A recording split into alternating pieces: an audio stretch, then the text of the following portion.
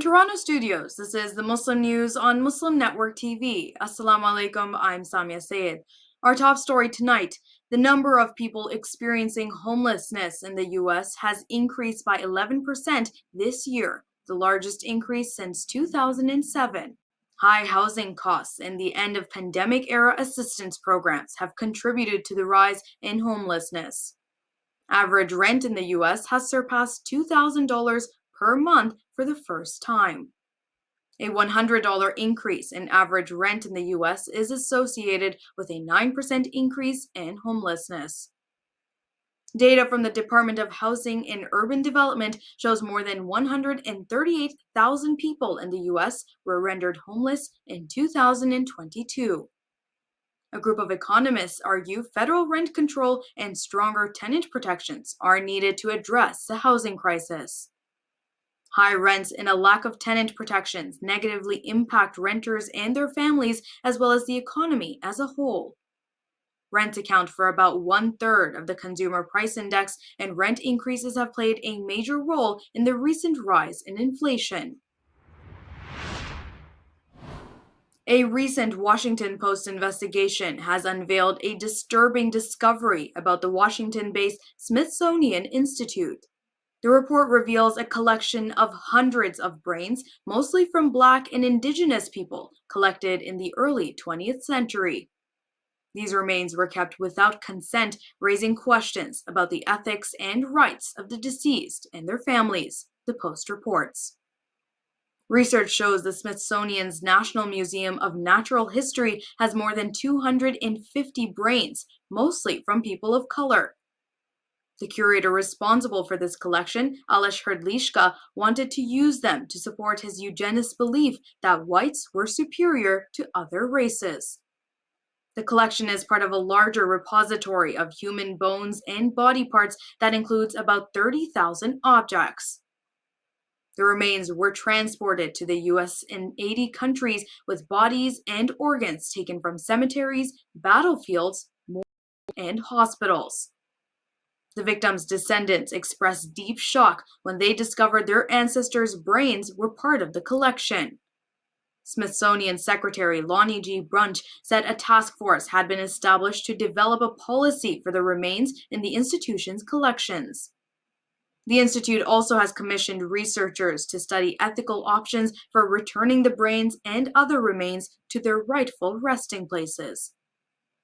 Some of the brains in Hrdlicka's collections are from Filipinos brought to the U.S. in 1904. Social media platform YouTube has announced it will remove content that contradicts guidelines from local health authorities or the World Health Organization.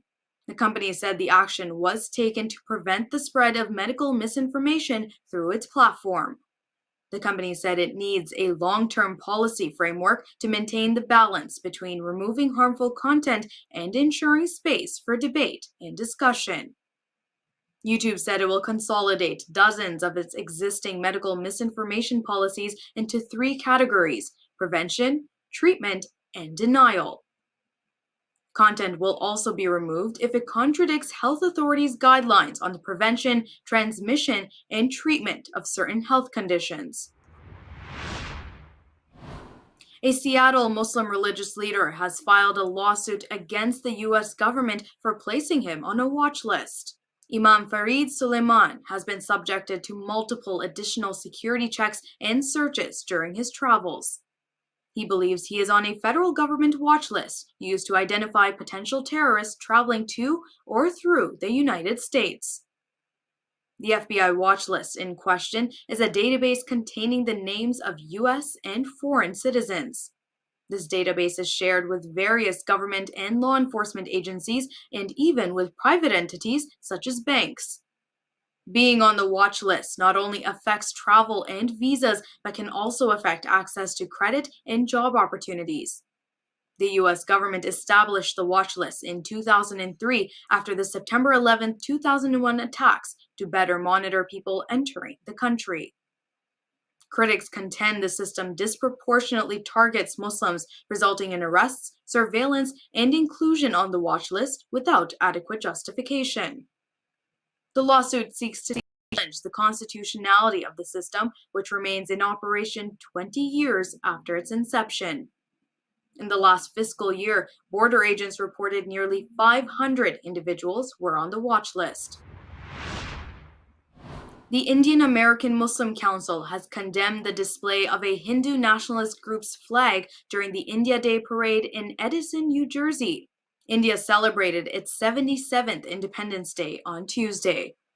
The flag belonged to Bajrang Dal, a far-right extremist group accused of violence against Muslims and Christians in India.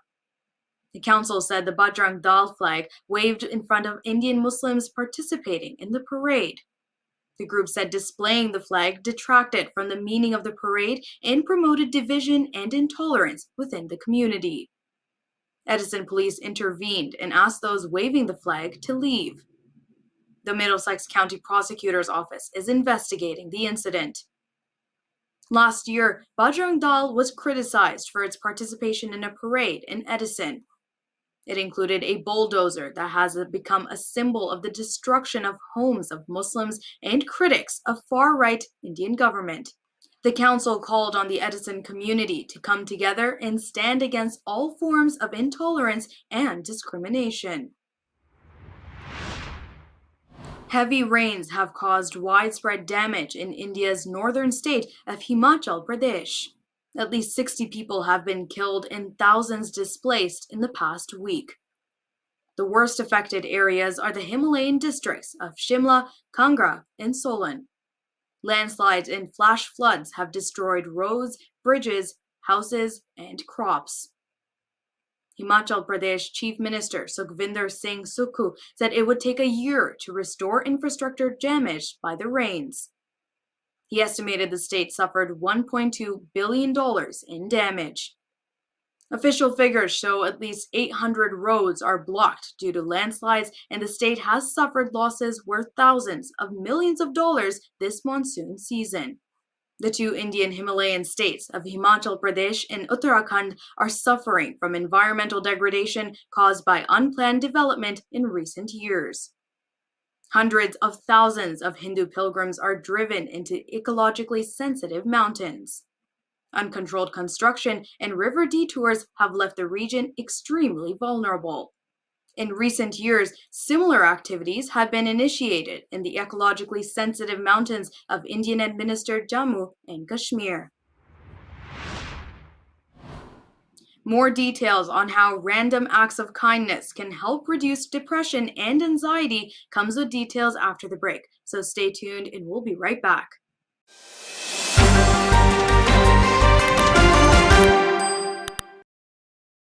Welcome back. A new study has found that random acts of kindness are more effective at reducing symptoms of depression than purposeful planning of activities designed to bring joy.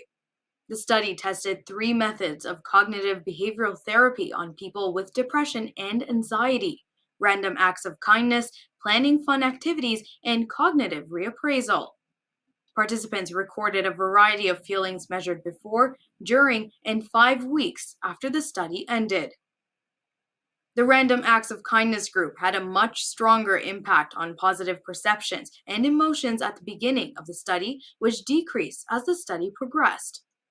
The group with the thought recordings or cognitive reappraisal had the opposite effect, negative at the beginning but became stronger over time. The impact of random acts of kindness is a particularly important finding because they require connection to other people. Social isolation is a high risk factor for survival, as is smoking 15 cigarettes a day. Researchers concluded that random acts of kindness may be an effective therapeutic strategy for reducing symptoms of depression and anxiety. They found kindness is hardwired into our brains and makes us feel good. The United Nations has called on the International Criminal Court to investigate and prosecute the Afghan Taliban transitional government for gender discrimination. The UN called the denial of education and jobs to women a crime against humanity.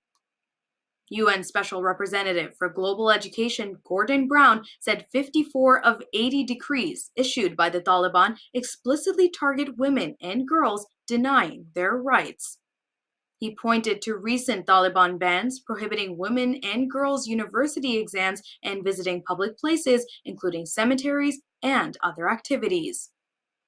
Brown said the Ministry of Women's Affairs has become the ministry for spreading virtue and preventing vice. He urged Muslim-majority countries to persuade clerics in Kandahar to lift the ban on girls' education and women's employment. The Taliban government on Tuesday reaffirmed Islamic Sharia law as the framework for its rule. Tuesday marked the second anniversary of the Taliban's return to power in Afghanistan. Taliban spokesman Zabiullah Mujahid said the day showed all efforts by the invaders had failed.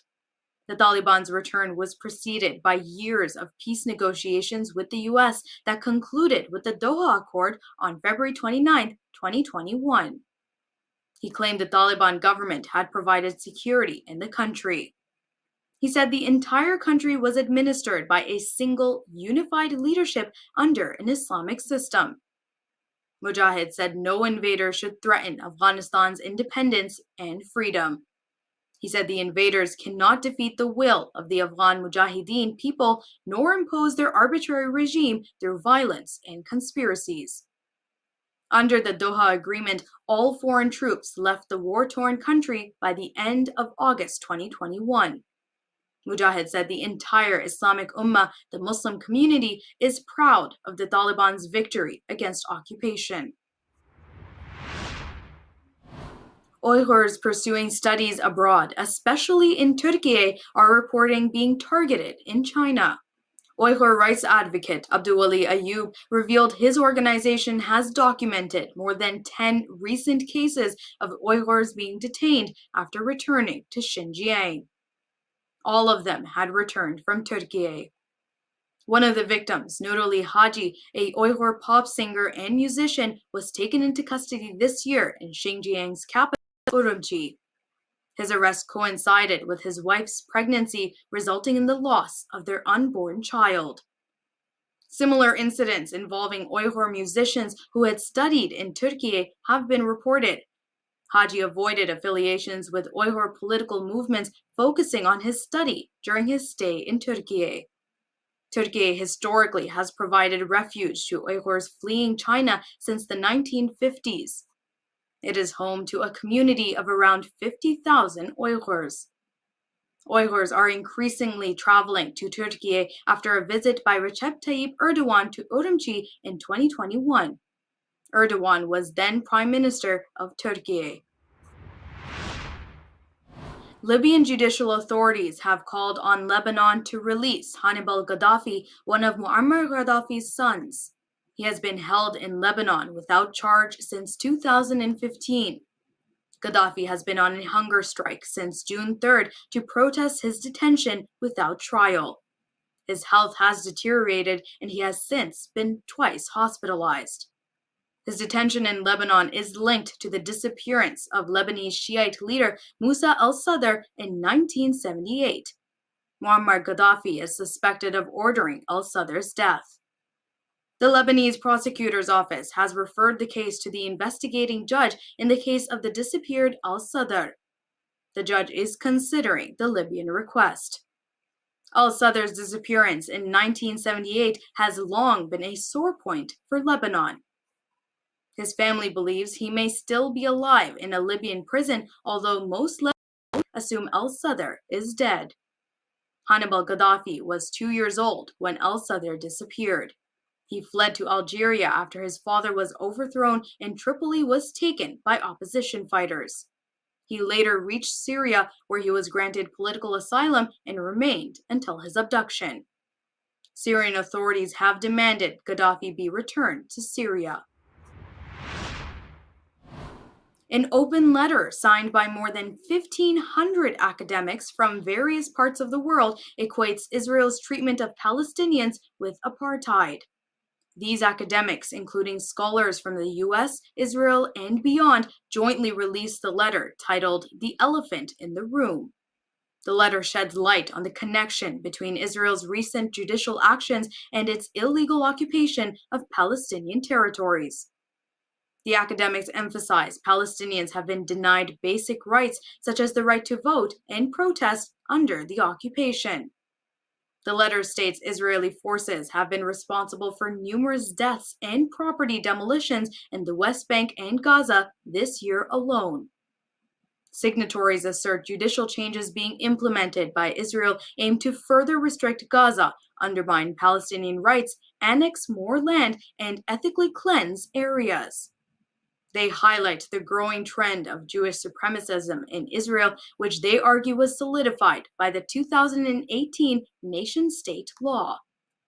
The letter calls on Jewish academics and clerics in North America to advocate equality between Jews and Palestinians. It also urges the support of human rights organizations that provide accurate information on the realities of occupation and apartheid. Signatories also urge American leaders to take action to end the occupation, restrict military aid in occupied territories, and eliminate Israeli impunity. Just this year alone, Israeli forces have killed more than 190 Palestinians and demolished more than 590 structures. That's all from our Toronto studios tonight. Thank you for tuning in. You can subscribe to our YouTube channel and hit the bell icon for the latest updates. For more content, keep watching Muslim Network TV or visit muslimnetwork.tv. Assalamu alaikum and good night.